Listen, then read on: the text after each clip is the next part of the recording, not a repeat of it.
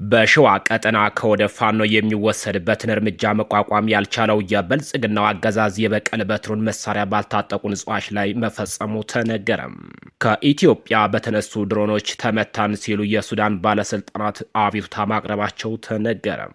አገዛዙ በሸዋ ኔትወርክ አጥፍቶ ወደ ሸዋ ጠቅላይ ግዛት እዝ ቀጠና መንዝና ጊሽ አውራጃ ከጣር ማበር ወደ መዘዞ በሌሊት ከበባ አድርጎ ለማፈን የተንቀሳቀሰው የአገዛዙ ሰራዊት ድባቅ መመታቱ ተነግሯል።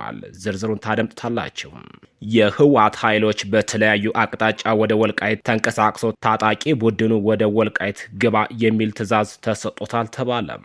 እነዚህንና ሌሎችንም መረጃዎች ለሰዓቱ አዘጋጅተንላችሁ ቻናሉን ሰብስክራይብ፣ ቪዲዮ ላይክ፣ ሼር፣ ኮመንት በመስጠት አብራችሁ እንድትሆኑ እየጋበዝኩኝ አሁን በቀጥታ ወደ መረጃዎቻችን አለፍን። አብረን እንቆይም። በሸዋ ቀጠና ከወደ ፋኖ የሚወሰድበትን እርምጃ መቋቋም ያልቻለው የብልጽግናው አገዛዝ የበቀል በትሩን መሳሪያ ባልታጠቁ ንጹሃኖች ላይ አንስቷል። በዚህም በርካቶች ተረሽኗል። በርካቶች ደግሞ ታግተው ዳብዛቸው ጠፍቷል።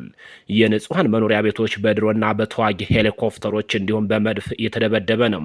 በልዩ ዞኑ ውስጥ የሚገኙ የኦነግ ሸኔ ታጣቂዎች ከመከላከያ ሰራዊት ጋር ተቀናጅተው በከባድ መሳሪያ ሽፋን በመታገዝ በንጹሃን ላይ እልቂት እየፈጸሙ መሆኑን የመረጃ ምንጮቻችን አረጋግጠዋል። በኤፍራታና ግድም ወረዳ ዞምቦ ቀበሌ ልዩ ቦታው ግንቦ ተብሎ በሚጠራው አካባቢ 12 አርሶ አደሮች በአሰቃቂ ሁኔታ መገደላቸው ተነግሯል። ድርጊቱ የተፈጸመው ጥር 28 ቀን 2018 ዓ.ም ሲሆን ከተገደሉት በተጨማሪም ህጻናትና ነፍሰ ጡር ሴቶች እንዲሁም አረጋውያን ጨምሮ ከ45 በላይ ንጹሃኖች ታፍነው ተወስደዋል። ዳብዛቸው መጥፋቱን ኔትወርክ ወዳለበት አካባቢ የሸሹ የአካባቢ ነዋሪዎቹ ተናግረዋል። አገዛዙ በሸዋ ኔትወርክ አጥፍቶ ወደ ሸዋ ጠቅላይ ግዛት እዝ ቀጠና መንዝና ጊሽ አውራጃ ከጣር ማበር ወደ መዘዞ በሌሊት ከበባ አድርጎ ለማፈን ጥር 29 ቀን 2018 ሌሊት የተንቀሳቀሰ ቢሆንም ጀግኖች የጠቅላዩ ልጆች በዝናብና ብርድ ከጨለማ ጋር እየታገሉ ጠላትን ተከታትለው እንዲመለስ ያደረጉ ሲሆን በሌላኛው የጠቅላይ ግዛቱ ቀጠና ተጉለትና ቡልጋ አውራጃ ከሰላ ደንጋይ ወደ ሳሲት ኔትወርክ በማጥፋት ትናንት በተመሳሳይ ሰዓት ሌሊት ለማፈን የተንቀሳቀሰው ቢሆንም አሁንም በጠቅላይ ግዛት አናብስቶቹ ብርቱ ክትትል ጠላት ያቅዶ ሳይሳካለት ቀርቷል።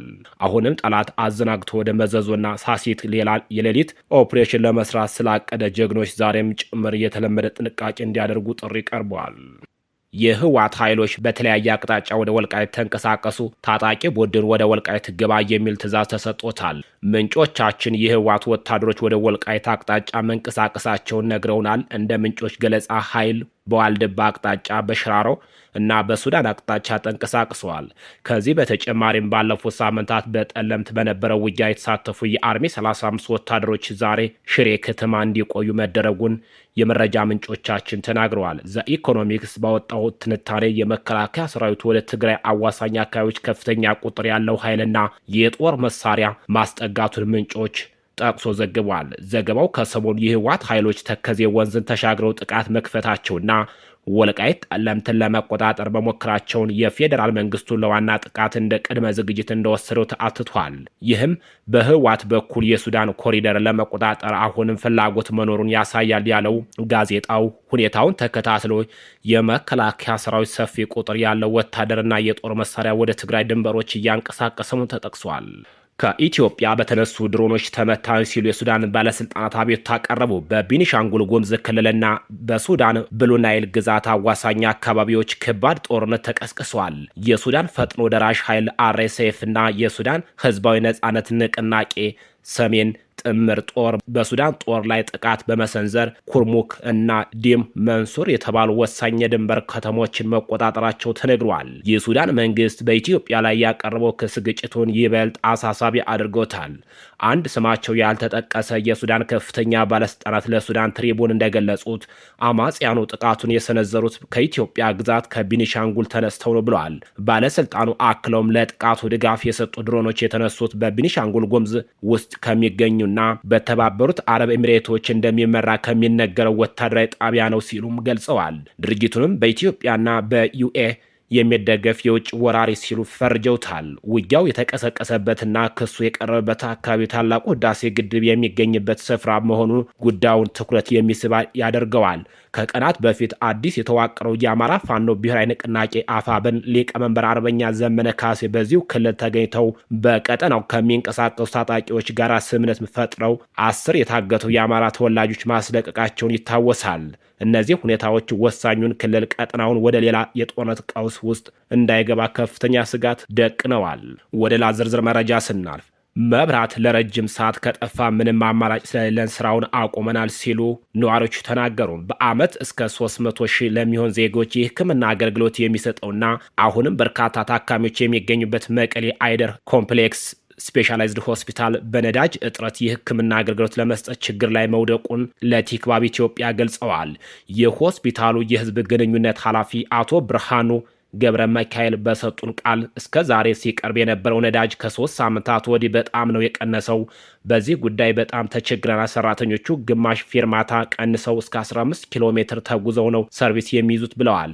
ይህ የሆነው በነዳጅ እጥረት ምክንያት የትራንስፖርት ሰርቪስ እስከ ሆስፒታሉ ሰራተኞች ቤት አይደርስም ተብሎ መሆኑን ተናግረዋል። ይህም ብቻ ሳይሆን እንደዚህ ከቀጠልን ግን በቅርብ ጊዜ ሰርቪሱም ላይኖር ይችላል ሲሉም ለቲክባብ ኢትዮጵያ ተናግረዋል። ሰርቪስ ከሌለና ሰራተኞቹ ስራ ካልገቡ ደግሞ የህክምና አገልግሎት መስጠት እንደማይችሉ አስረድተዋል። የአምቡላንስ እና የጄኔሬተር ስራ አስጊ ሁኔታ ላይ ነው ያለው። ነዳጅ የለም ተብሎ አምቡላንሶች ታካሚ ማመላለስ አልቻልም። ፈታኝ ነው። እስካሁን ባለው ግን እየተንገዳገድን እየሰራን ነው። ሆስፒታሉ መቀሌ ዩኒቨርሲቲ ነዳጅ ተጠይቆ ከአቅሙ በላይ መሆኑ አጥጋቢ መልስ አላገኘም ብለዋል። በጣም በተገደበ ሁኔታ ነው የህክምና አገልግሎት እየሰጠን ያለ ነው። ለድንገተኛ ለጽኑ ህመማን ቅድሚያ እየሰጠን ነው። የሆስፒታሉ ዳይሬክተር ሰርቪስ አለችው፣ ግን ለሳምንት ተብሎ የሚሰጠው ነዳጅ በ3 ቀናት ነው የሚያልቀው። ከዚያ መኪናም ይቆማል፣ የሌሎች ተሽከርካሪዎችም ቆሟል ሲሉ አስከፊነቱ ገልጸዋል። የተወሰኑ ሰርቪሶች መንገድ ቀንሰው እየሰሩ ነው። አምቡላንሶች ግን ቆመዋል። አሁን የሚንቀሳቀስ አምቡላንስ የለም። ነዳጅ ወደ ነበረበት ከተመለሰ ነው የሚንቀሳቀሱ ሲሉም ተናግረዋል።